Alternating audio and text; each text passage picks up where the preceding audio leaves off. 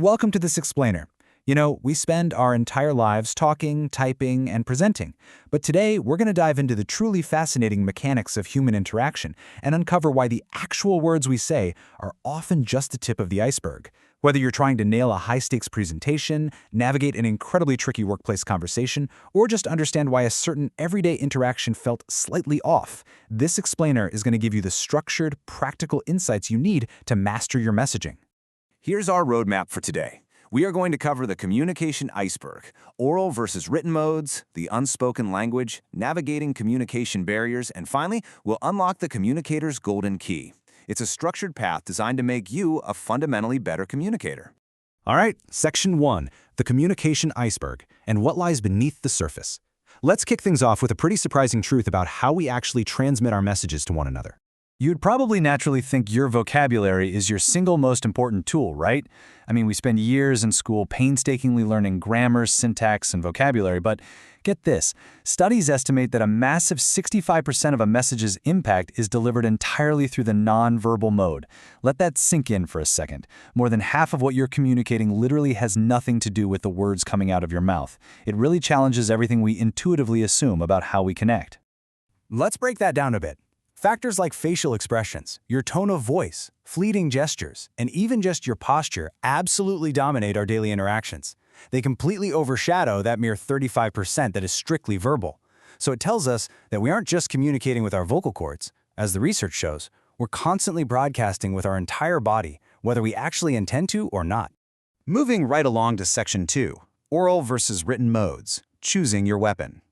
Before we jump completely into the deep end of nonverbal cues, let's take a focused look at that visible 35%. We really have two main modes of verbal communication to choose from, and honestly, picking the wrong one can instantly kill your message. Oral communication, that's your lightning bolt of spontaneity. It is absolutely perfect for when you need personal warmth, when you're organically brainstorming ideas with a team, or when decisions have to be communicated super rapidly, like during an emergency. Exactitude just isn't vitally important there. Connection is.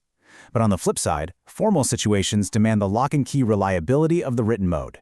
If you need validity, or if you have to strictly store and pull up that information later for official records or crucial decisions, you've got to write it down. There's this brilliant quote from Robert S. McNamara that hits the nail right on the head. Go home tonight and put your great idea on paper. If you can't do that, then you haven't really thought it out. Writing literally forces clarity. In everyday conversation, it is so easy to get away with vague thinking, kind of papering over logical gaps with a confident smile or some enthusiastic hand gestures. But writing ruthlessly exposes those gaps in a way the conversation simply doesn't. It is the ultimate test of a fully formed idea. Now for Section 3, the unspoken language, signs, symbols, and space. Let's see how all this builds as we plunge back below the surface into those silent systems that bypass words entirely. Think about how instantly your brain decodes common public symbols. Baggage carts, taxis, restrooms, mailboxes. You aren't reading them, you just know them. They're these incredibly efficient, visually hardwired cues that effortlessly smash through language barriers to give us instant, universal understanding. It is a perfect example of nonverbal communication doing all the heavy lifting in situations where a complex written sentence would just, slow the whole world down. Beyond symbols, there's kinesics, which is basically the scientific study of body language. Just holding steady eye contact signals to your listener that you have confidence and a genuine keenness to engage. Conversely, looking down, that immediately projects shyness, hesitation, or nervousness. Think about it. You could be perfectly reciting the greatest, most confident speech in human history, but if your eyes are glued to your shoes, your audience is only going to hear your anxiety. Then we have proxemics. This is a fascinating, almost invisible layer of the communication iceberg. Proxemics is the study of how we intuitively use physical distance to signal the precise nature of our relationships with the people around us. In a very literal sense, the space itself is a message. The American anthropologist Edward T. Hall defined 3 distinct personal boundaries. First, there's intimate space, a tight, guarded bubble reserved exclusively for our closest friends and family. Second is social and consultative space, where we comfortably and professionally handle routine interactions with colleagues or acquaintances. And third is public space, a broad area meant for impersonal and anonymous interactions. Understanding this is absolutely vital. It reminds us that walking just a little too closely to a colleague at work might accidentally breach their intimate space, triggering a biological discomfort that signals intimidation rather than the collaborative warmth you actually intended.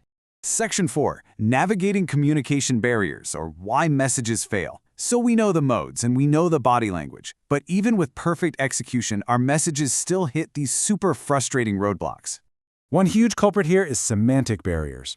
Language is inherently a pretty imprecise tool. Take this slightly comical anecdote from the source material. A customer goes up to a canteen boy and asks him to make a coffee with less sugar. To his absolute surprise, he gets handed a stark black cup of coffee without a single grain of sugar in it. When he inevitably complains, the canteen boy haughtily replies, "You only asked for sugarless coffee." The boy completely missed the nuance between less and less than normal. Semantic confusion like that can completely and entirely derail your intent. Ambiguity is another massive linguistic trap, wonderfully demonstrated by this joke about a tomato farmer explaining his remarkably abundant harvest. He says, "We eat or sell what we can, and what we can't, we can." It's funny, right? But it confusingly uses the word can as both a modal auxiliary, meaning are able to, and as a main verb, meaning to put into a metal can for preservation, all in the exact same breath. If your listener doesn't catch that dual meaning instantly, your message is just totally lost in a linguistic fog. Furthermore, your style and register absolutely must match your professional role and environment. Throwing overly formal legal jargon into a casual chat, it just makes you sound eccentric. But look at how different professions have to express the exact same concept of empathy in distinctly different registers. A politician naturally connects by declaring, "I feel your pain." A call center worker diffuses customer tension with a steady, "I hear what you're saying." A business person shows strategic alignment with, "I see what you mean." If you mix those up, the empathy suddenly feels completely artificial and totally out of place. Beyond just the mechanics of the words themselves, we run into socio-psychological barriers. These are those unpredictable human elements. A listener's painfully short attention span can cut your meticulously crafted message off at the knees before you even make your main point. Using the wrong medium, like trying to deliver a visually complex, multi-page data report over a static-filled phone call, is just disastrous.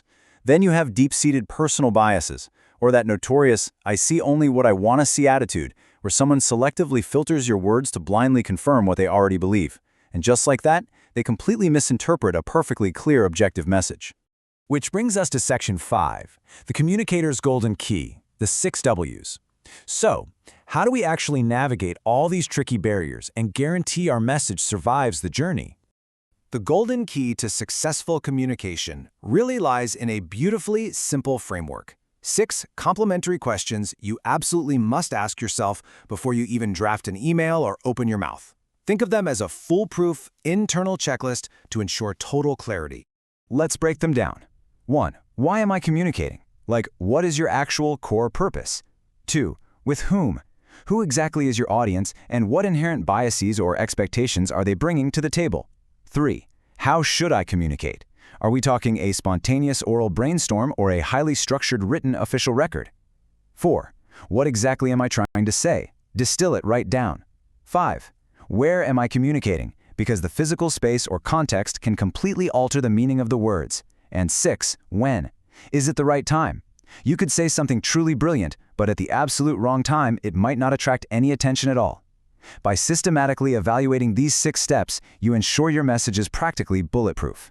Because we have to remember this final, profound takeaway from the source material. You cannot not communicate. Whether you are rigorously writing a formal business proposal, dynamically speaking with your hands to a crowd, or just sitting quietly in the back of a room with your arms crossed, you are always communicating something. Silence itself is a remarkably powerful tool. It can show stubborn dissent, it can create intense interest, or it can express deep anger. So, the next time